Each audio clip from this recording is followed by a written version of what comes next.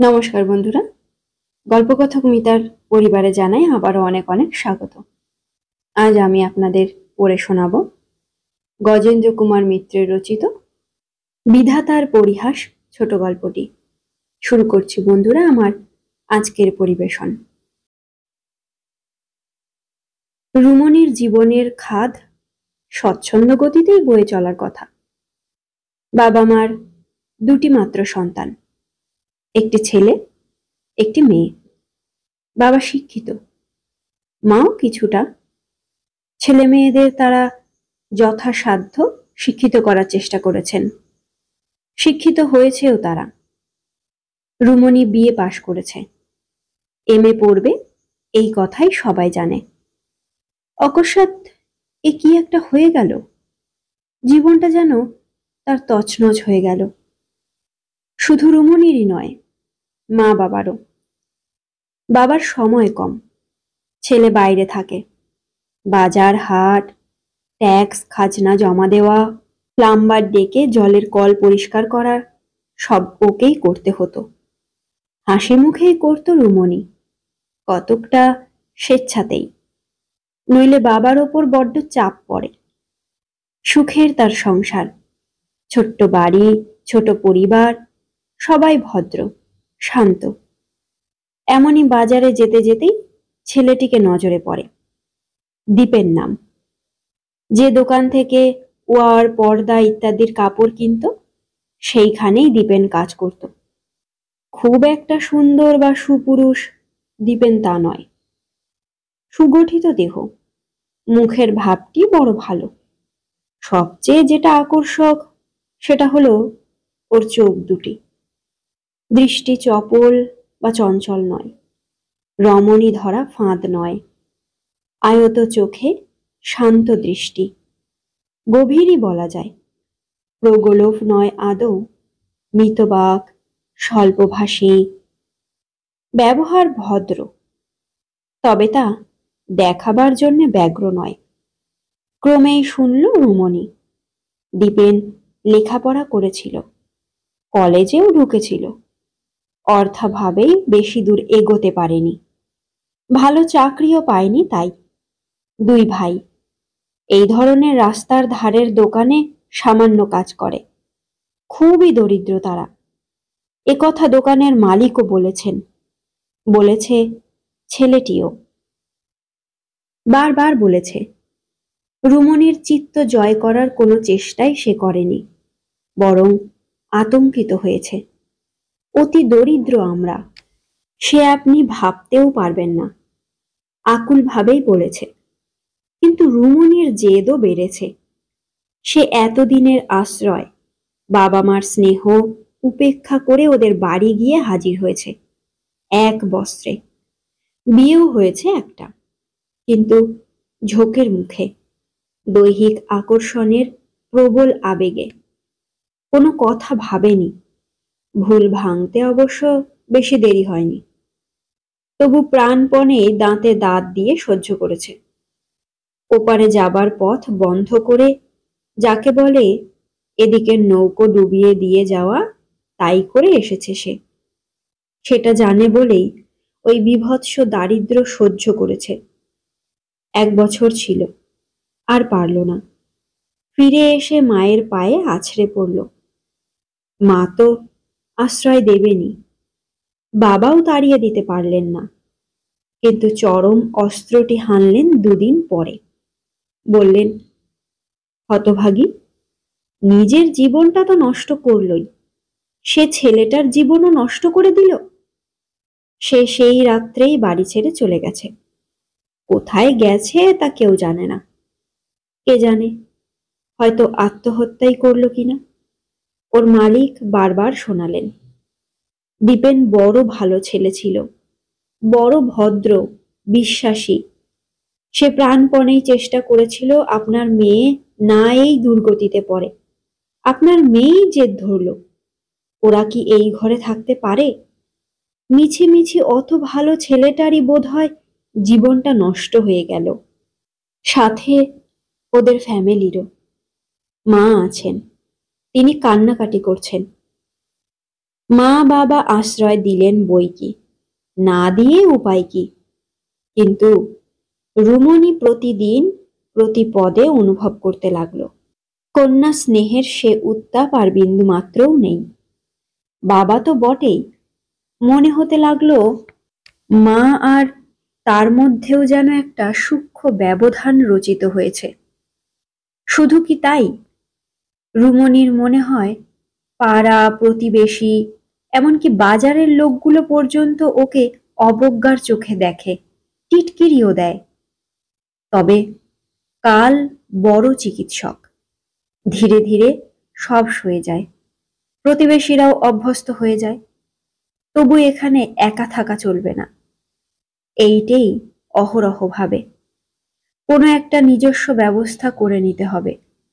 সে MA পাশের চেষ্টা না করে স্পোকেন ইংলিশ শিখতে শুরু করলো, সেই সঙ্গে শর্ট হ্যান্ড আর টাইপ রাইটিংও শিখেও নেয় খুব তাড়াতাড়ি। চাকরিও একটা পেয়ে যায়, সাধারণ একটা বেসরকারি ফার্মে। তবু মাইনে যা তাতে একা কোনো হোস্টেলে থাকা যায়। কিন্তু তা হলো না। মা হঠাৎ মারা গেলেন, বাবাকে ছেড়ে যাওয়া যায় না। দাদা চাকরি পেয়েছে বম্বেতে, ওখানেই বিয়ে করবে, এমনই জনশ্রুতি। বাবা বললেন, তুই এমএটা দে, প্রাইভেটে দে, ফার্স্ট ক্লাস পাবি না সবাই বলে, তবু ডিগ্রিটা তো হয়ে থাকবে। মেনে নিল বাবার কথাটা। এতে যদি বাবার মনের কাছে আসতে পারে তবু। আর সর্বদা ব্যস্ত থাকতেই তো চায় সে। সময়ের সঙ্গে সঙ্গে সেই দুঃসহ জীবনের স্মৃতি মনের প্রান্তদেশে চলে গিয়ে একটা আবছা ধূসরতায় পরিণত হয়েছে।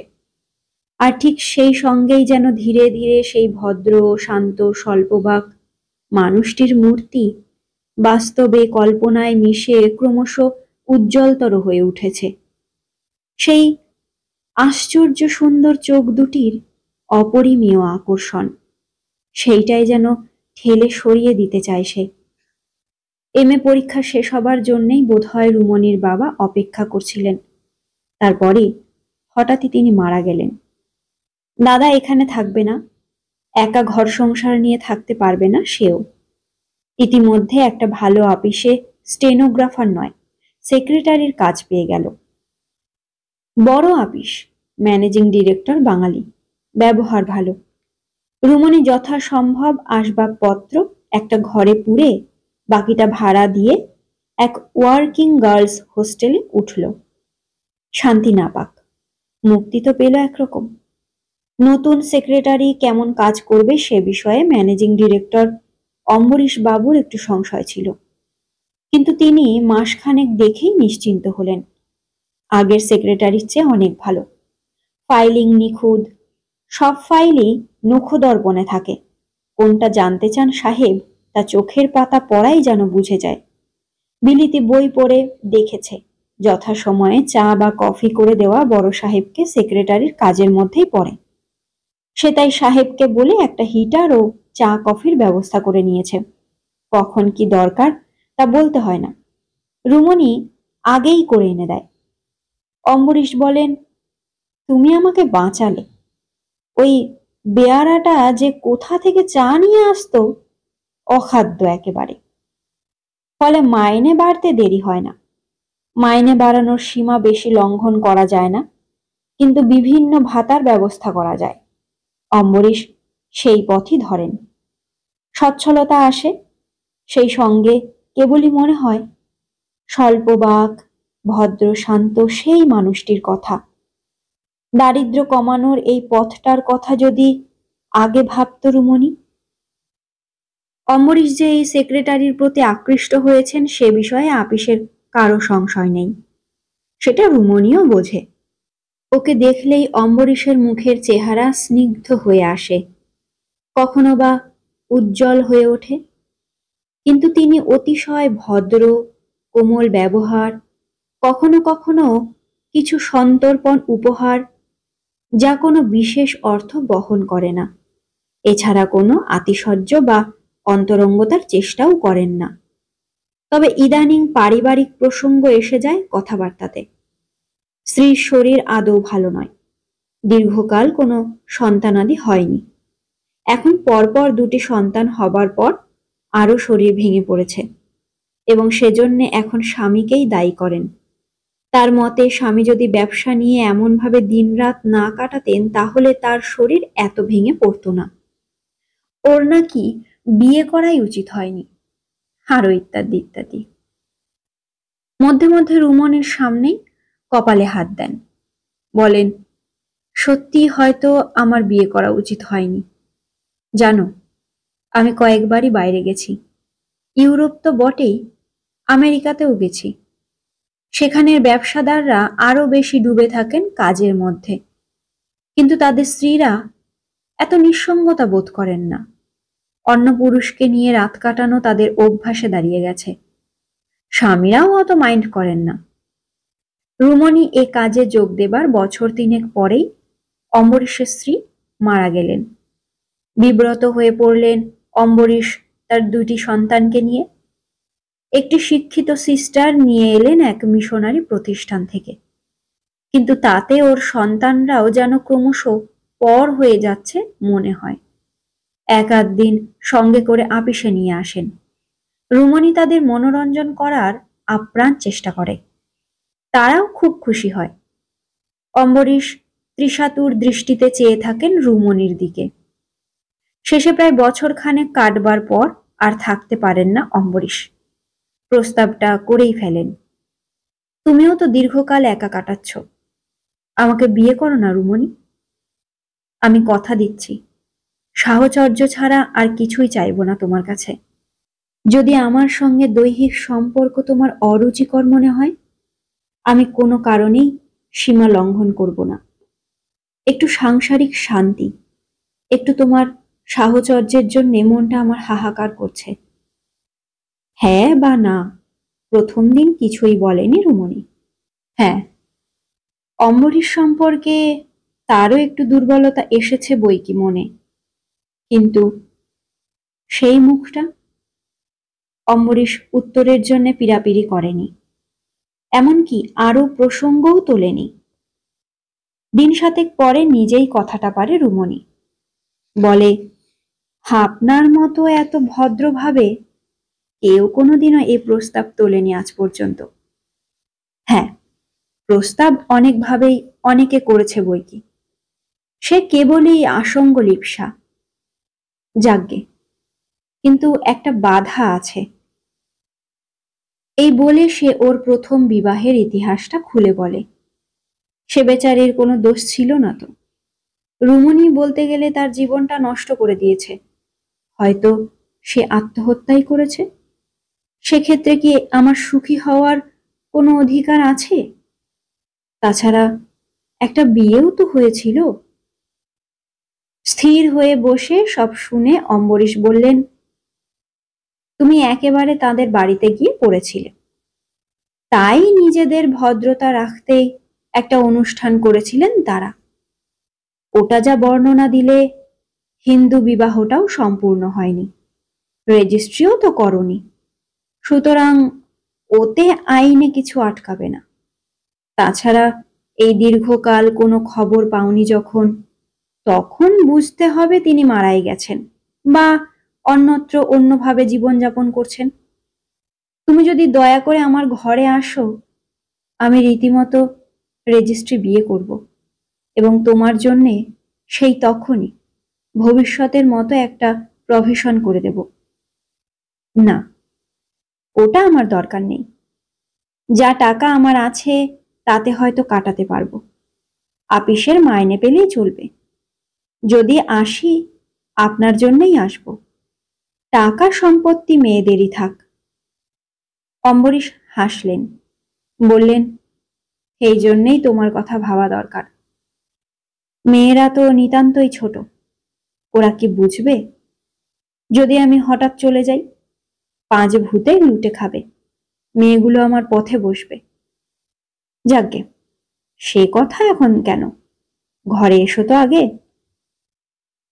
বিয়ে হলো রেজিস্ট্রি করেই, অনাড়ম্বরে, অন্তরঙ্গ বন্ধু ছাড়া কাউকেই বলা হয়নি। তবে কর্মচারীরা জানলেন বই কি, তা নিয়ে যথারীতি কিছু টিটকিরিও দিলেন কেউ কেউ। প্রায় বিয়ের সঙ্গে সঙ্গেই অম্বরীশ একটা ট্রাস্ট ডিড করে ফেললেন। স্ত্রীর 1/3, বাকি 2 মেয়ের, কিন্তু ট্রাস্টি থাকবেন ওর এই স্ত্রী। রুমনি বললে, এত তাড়াতাড়ি হাঁকর পাকর করছেন কেন? আমি যদি থাকি মেয়েদের প্রাপ্য তারা পাবে। সে কথার উত্তর না দিয়ে অম্বরীশ বললেন, তুমি কি আমাকে এখনো আপনি আজ্ঞেই করবে? তুমি বলবে না? বলবো, তবে একটু সময় লাগবে বইকি। হ্যাবিটস, এক ঘরে এক খাটেই শোয়া, দুরকম ব্যবস্থা করে লাভ নেই, সে এক রকমের ন্যাকামি। অম্বরীশ সম্বন্ধে দুর্বলতা আছে তা সে মনে মনে স্বীকার করতে বাধ্য। তবু সেই একটি শ্যামল দেহের আলিঙ্গন, আয়ত চোখের শান্ত সুগভীর দৃষ্টি আজও যেন ভুলতে পারে না। মনে হয় তার প্রতি অবিচার করা হচ্ছে। মনে হয় বুঝি আজও সে লোকটি সম্বন্ধে আসক্তি যায়নি রুমনির। তবু এই লোকটির স্নেহ, ভালোবাসা, পরবর্তীকালের আকুল তৃষ্ণা, এও অস্বীকার করার উপায় নেই। এ যেন সেই চারুবাবুর দোটানা গল্পের নায়িকা হয়ে যাচ্ছে সে। একজনের জন্য একাদশী করে আর একজনের জন্য সিঁথিতে সিঁদুর দেয়। প্রথম যখন পড়ে হঠাৎই হাতে এসে গিয়েছিল, তখন মনে হয়েছিল অবাস্তব। এখন আর ততটা মনে হচ্ছে না। বিধাতার লিখন। সুখ রুমনির কপালে তিনি সত্যিই লেখেননি, তাকে নিয়ে ঠাট্টা তামাশা করেছেন মাত্র। 1 বছরও গেল না, হঠাৎই ম্যাসিভ হার্ট অ্যাটাক হলো অম্বরীশের। শেষ কথাটুকু পর্যন্ত বলে গেলেন না। সেবা করার, বাঁচাবার চেষ্টা করার মতো এক মুহূর্তও পাওয়া গেল না। আবারও সেই নিঃসঙ্গতা। মেয়ে দুটো ওর খুব অনুগত হয়ে গেছে এই পর্যন্ত। তাদেরই সম্পত্তি আগলায়, আপিসে গিয়ে অম্বরীশের প্রাপ্য বুঝে নেয়, মেয়েদের আরো ভালো শিক্ষার জন্য বড় মেয়ে স্কুলের শিক্ষিকা বাড়িতে আনায়, বাইরে কোনো কোচিংয়ে দিতে চায় না। তবে এবার বুঝি তারও শরীর ভাঙতে বসেছে। এত কাজ এবং এত চিন্তার বোঝা টানতে পারে না সে। মনে হয় সেই লোকটির কথাই। নামটা যে দীপেন তা মনে থাকে না, কিন্তু মানুষটির সেই চোখ, সেই আশ্চর্য আলিঙ্গন আজও ভুলতে পারে না। কে জানে বেঁচে আছে কিনা। বেঁচে যে আছে হঠাৎই খবর পাওয়া গেল। মানুষটাই এসে হাজির হলো। এখন সব কাজ করে উঠতে পারে না রুমনি, তাই সেও একটা সেক্রেটারি রেখেছে। সেই মেয়েটি খবর দিলে, ভদ্রলোক বলছেন কাপড়ের দোকানের বন্ধু বললেই চিনতে পারবেন। খুব সম্ভ্রান্ত লোক বলে মনে হয়, দামি পোশাক পরনে, বেশ সুপুরুষ। আর বলতে দিল না রুমনি, ছুটতে ছুটতে নিচে নেমে এলো। সেইখানে চলনের ওপরেই তুমি বলে ওর পায়ে লুটিয়ে পড়ল একেবারে। তারপরই অজ্ঞান হয়ে গেল। ডাক্তার, নার্স, হুলুস্থুল কাণ্ড। অনেকে সন্দেহের চোখে দেখতে লাগলো দীপেনকে। দীপেন বিচলিত হলো না, চুপ করে এক পাশে বসে রইল। সেই শান্ত গভীর তার দৃষ্টি। ডাক্তার চেনা লোক। তিনি ভ্রু কুঁচকে বললেন, আপনি ওর কে হন জিজ্ঞাসা করতে পারি? আমি ওর স্বামী। শুধু এইটুকু বলেই চুপ করে গেল। জ্ঞান হলো বইকি, কিন্তু জ্ঞান হওয়া মাত্র সেই বলল, তিনি তিনি কই? আমার স্বামী? এই যে আমি, বলে কাছে এসে হাতটা ধরে বলল, তোমাকে নিয়ে যেতে এসেছি রুমনি। বড় দেরি করে ফেললে গো। তোমার যোগ্য বাসস্থান করতে পেরেই তো এসেছি, কিন্তু খবর পেতেই যে বড্ড দেরি হয়ে গেল। কেউ বলতে পারলো না তোমার কথা। আজ এই দৈবাত তোমার নামের ট্যাবলেটটা চোখে পড়ল। তবেই অস্থির হইও না, তোমাকে আমি নিয়েই যাব। ডাক্তার নিষেধ করতে যান, রুমনি শোনে না, বলে, আমি আমি আর কি যেতে পারবো? অনেক বন্ধনে যে জড়িয়ে পড়েছি। সে কথা থাক, আমার শরীরও আর বইছে না। তুমি তুমি বরং থাকো।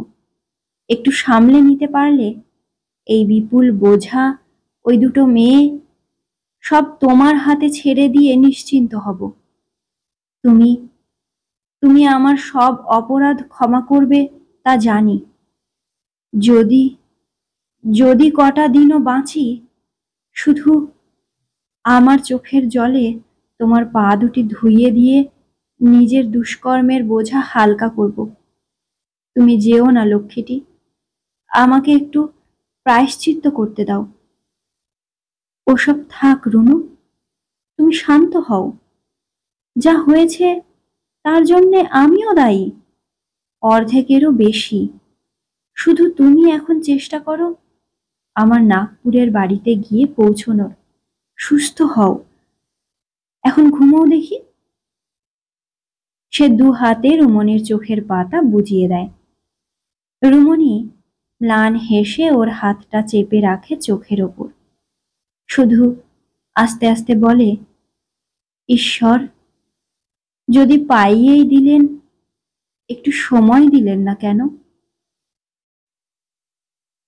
সত্যি বড় দুঃখের রুমনির জীবন।